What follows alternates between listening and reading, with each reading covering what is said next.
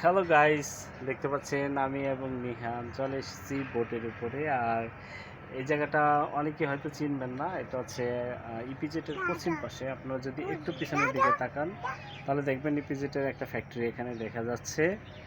এই ফ্যাক্টরির ঠিক পাশে একটা নদী আছে, এটা কন্ডা নদীর সাথে গিয়ে মিশছে। আমরা যে জায়গাটা আছি এই জায়গাটার নাম হচ্ছে বড় ট্যাক। কোথায় যাব? আমরা দেখি, এই যে একটা ভিডিও বানাই, চলো। তো আমরা এখন এই নৌকা ভ্রমণে আসছি, আমরা বাপ ছেলে, ঠিক আছে।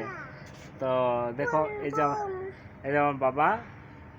বাবা কিছু বলো, বাবা বলো, বাবা বলো, বাবা। ও আসলে নৌকার মধ্যে বল খুঁজতেছে, বল দাও বলতেছে। আর হচ্ছে পাশাপাশি কচুরিপানা দেখে। এই যে নিহান, আমরা কোথায় এখন? আমরা নৌকায় নৌকায় এখন আমরা কোথায় যাব?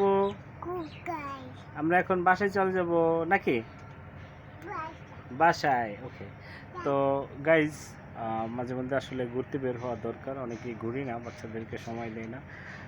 সময় আসলে দেওয়া উচিত। বাচ্চাদেরকে সময় দিলে বাচ্চাদের মন ফ্রেশ থাকে। তো আমরা এখন যে নৌকাটা আছি এখানে পাশাপাশি আরও একটা নৌকা ওই পাশে আপনারা দেখতে পাচ্ছেন। এই নৌকাটা অ্যাকচুয়ালি ওই পাশে ফোরে ইয়ান নামের একটা গার্মেন্টস আছে, যদি আমি একটু আপনাদেরকে দেখাই। আসলে ঠিক এখান থেকে আপনারা পুরোপুরি দেখতে পাবেন, আমি ব্যাক ক্যামেরা দিয়ে আপনাদেরকে একটু দেখানোর চেষ্টা করলে হয়তো দেখতে পাচ্ছেন, কিন্তু একটু খেয়াল করুন। নদীর ওই পারে একটা গার্মেন্টস আছে, ওই যে একটু দেখা যায়, ঠিক আছে।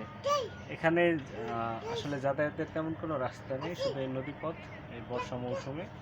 আর নদীপথে পার হওয়ার জন্য এই ট্রলার এখানে রাখা হয়েছে। এই পাশে যারা থাকে, অর্থাৎ বড় ট্যাক থাকে যারা, তারা এই ট্রলার দিয়ে হচ্ছে ওই পারে যায়।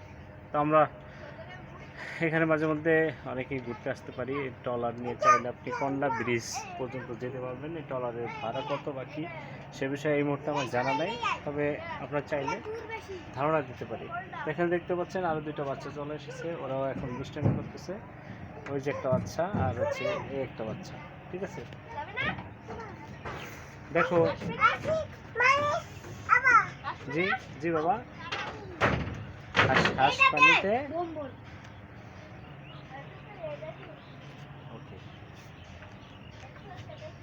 তো আজকের ব্লগে এই পর্যন্ত। সবাই ভালো থাকুন, সুস্থ থাকুন, এবং অবশ্যই আপনার সন্তানদেরকে বেশি বেশি করে সময় দিন। বাবা টাটা বলে দাও, টাটা বলো, টাটা